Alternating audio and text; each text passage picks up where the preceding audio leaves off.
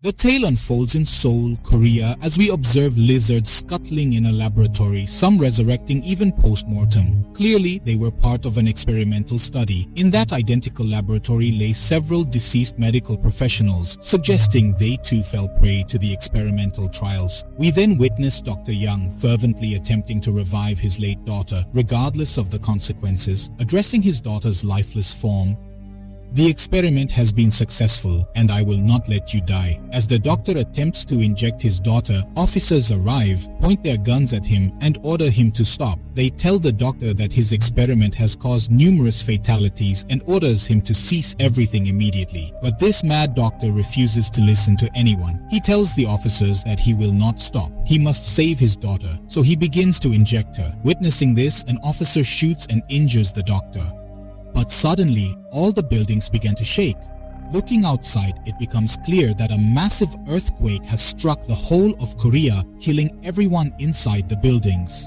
The story then jumps 3 years ahead, where all resources have been depleted. Korea has turned into a barren land. People are struggling to get by due to years of no rain.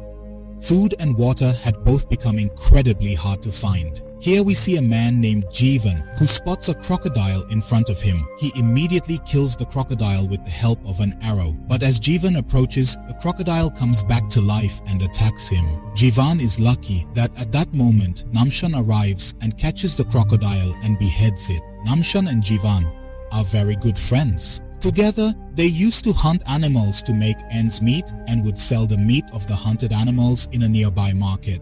In exchange, people would bring them water and other items to drink. Both friends were selling alligator meat in the market when suddenly a girl named Kate offered a lot of gold in exchange for the food. However, they refused to take it because everything was devastated after the earthquake and nothing held value anymore. But the lady insisted they could use it after everything was restored. Jeevan angrily replied that it would never be okay. Actually, the lady was trying to flirt with Namsan, but ignoring her advances, Namsan offered her a dead snake to eat instead. While waiting in line, a girl named Sona, accompanied by her grandmother, meets Namsan. Sona's grandmother tells that she has known Namsan since he saved Sona's life. Namsan says Sona is like a daughter to him. Seizing the moment, Jeevan also tries to impress Sona by saying he hunted the crocodile, but Sona ignores him, saying she has made a painting for Uncle Namsan, which makes him very happy. Sona was about to leave with a mask.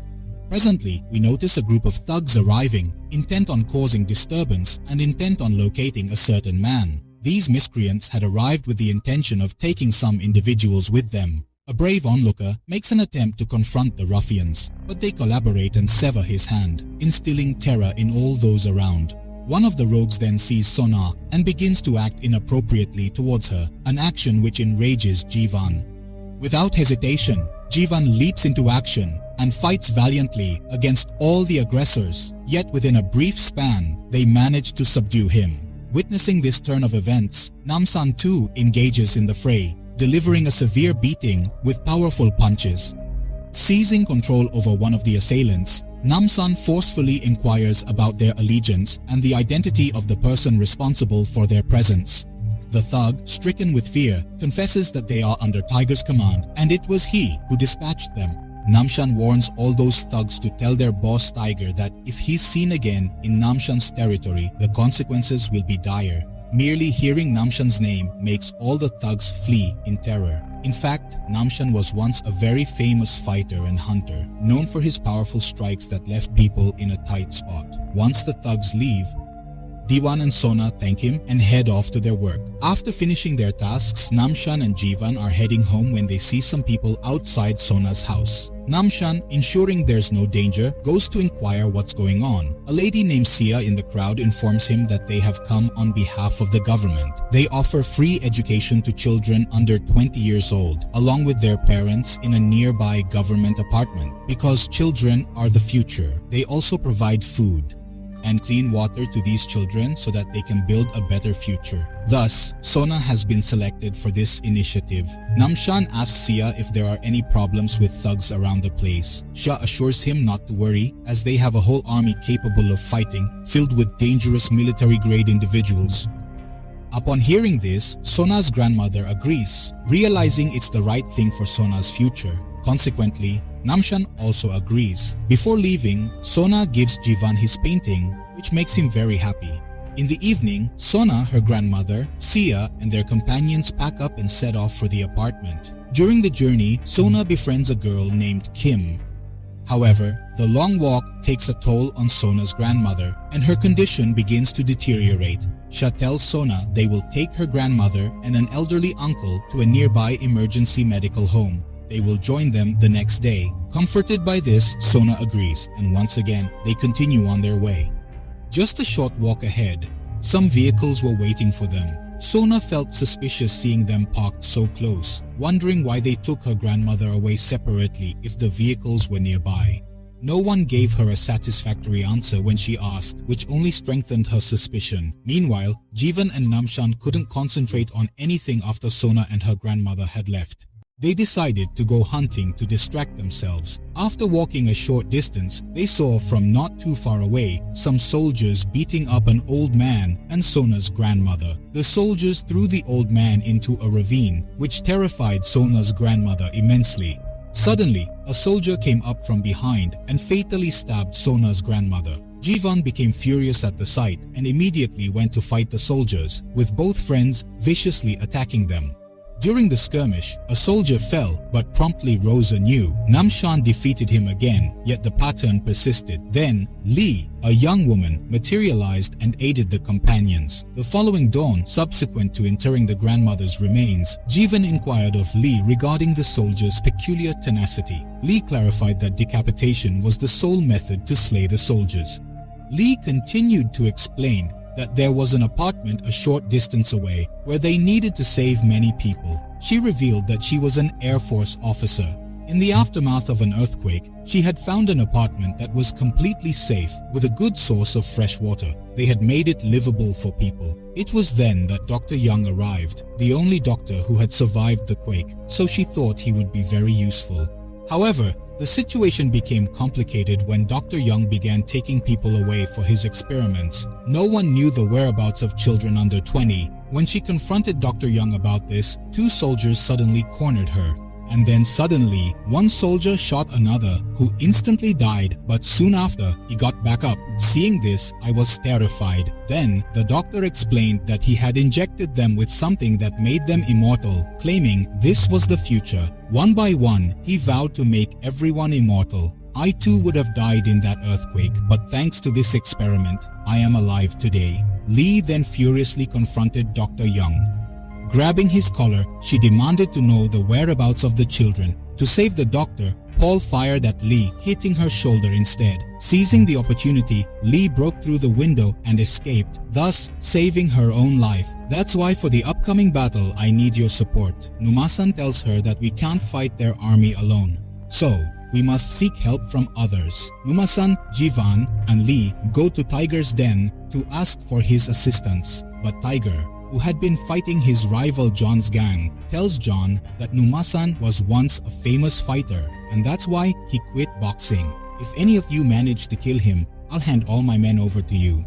Listening to this, the entire group confronts Numasan and Jivan, yet Numasan single-handedly subdues them. He thrashes them severely, compelling the rest to escape. Meanwhile, Numasan manages to apprehend Tiger. Subsequently, Jivan and Lee inspect the arms of the hoodlums and likewise discover fresh water. Numasan inquires Tiger about the source of the fresh water, questioning if it comes from the identical apartment, to which Tiger affirms, "The water and food, we get it from there. In return, we supply people for them. But lately, their demand has been for children under 20. That's why our men came to your area that day. We were going to hand over those people to them."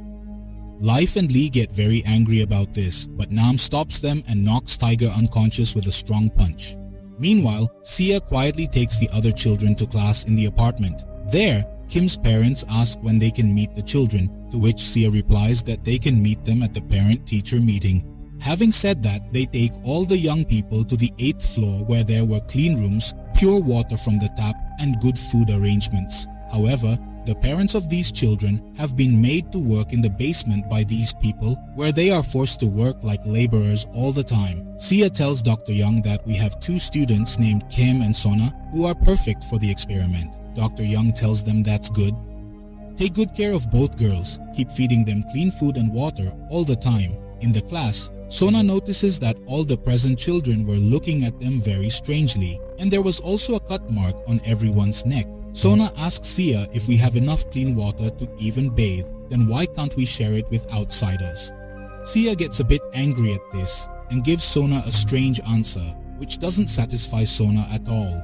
She begins teaching them, but Sona could not concentrate on the studies at all. Suddenly, Dr. Young arrives in the class and says that children are the future of tomorrow, so good food and pure water are essential for them. This food and water are specially purified for you. As soon as he says this, Young's men start distributing food and water to the children. But Sona is suspicious of all these things, so she neither eats the food nor drinks the water. Dr. Young comes to Kim and asks if you will help me in the experiment, to which Kim happily says yes. Dr. Young gives an injection to a soldier named Paul, which causes him to carry a virus that allows him to survive a long time without eating or drinking.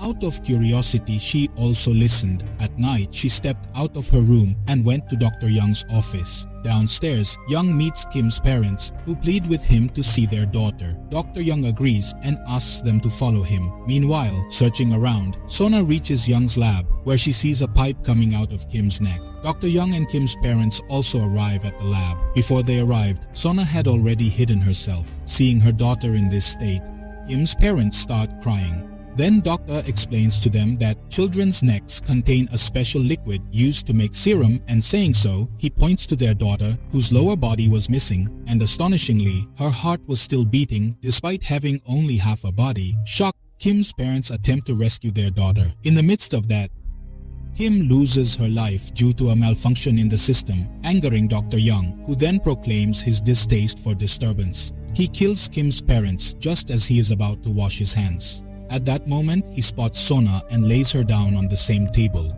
The doctor tells her that the food and water they've been giving her helps produce a liquid in children's necks. From this liquid, they ready a serum that allows a person to live for many days without food or water, strong and vibrant, and with those words, he makes a cut on Sona's throat. Meanwhile, Namshan, with his friends in tow, drives a truck right into the apartment, stepping out to confront all the soldiers with a shotgun. With the help of Lee, they push forward. Further ahead, Lee discovers her friends in a bad state and decides to help them. But nothing could be done anymore because the doctor's experiment failure had turned them into zombies. They begin to combat every zombie as they deplete their ammunition. Subsequently, he engages the remaining undead with a blade, rapidly eliminating them. Meanwhile, Dr. Young administers the serum extracted from Sona's body into his own veins. However, contrary to expectations of improvement, his health deteriorates. Sona hadn't ingested any of the special waters, leaving her bodily fluids unchanged. Infuriated, Dr. Young was on the verge of harming Sona when Jiwan's voice rings out, imploring him to halt. Just then, an assailant surprises them from behind. Jiwan and Sona fall into unconsciousness.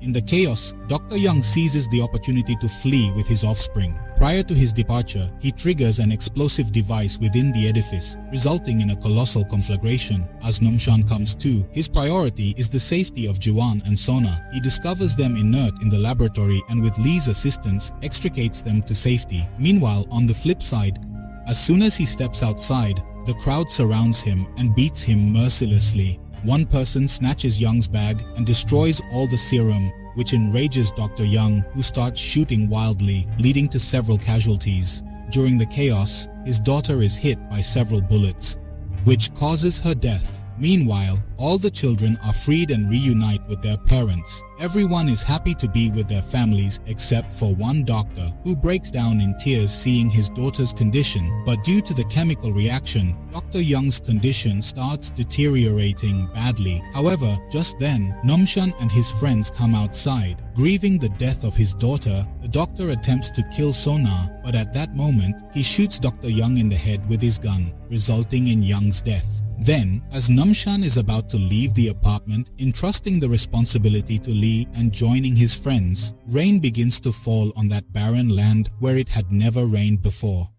It is said that for the drowning, a straw's support suffices, but here the entire sky had joined in their happiness. 2 days later, we hear Suna visiting her grandmother's grave with Namsan and Jivan. Then a fortnight scene is shown once again, Suna flirting in the fields. But this time, Jivan and Sona push her to speak up. With this beautiful ending, the movie concludes. A proverb you all must have heard, that greed. You see, this thing was also witnessed in the movie. Whether it was not for wealth, the greed to become immortal was certainly there. Look how many lost their lives in this greed, and many faced a tragedy like Zomi's. Hence, God has made us perfect. What He has envisioned for us will surely be right. That's why no one ever gets anything before time and beyond necessity. And with this, another amazing movie ends right here.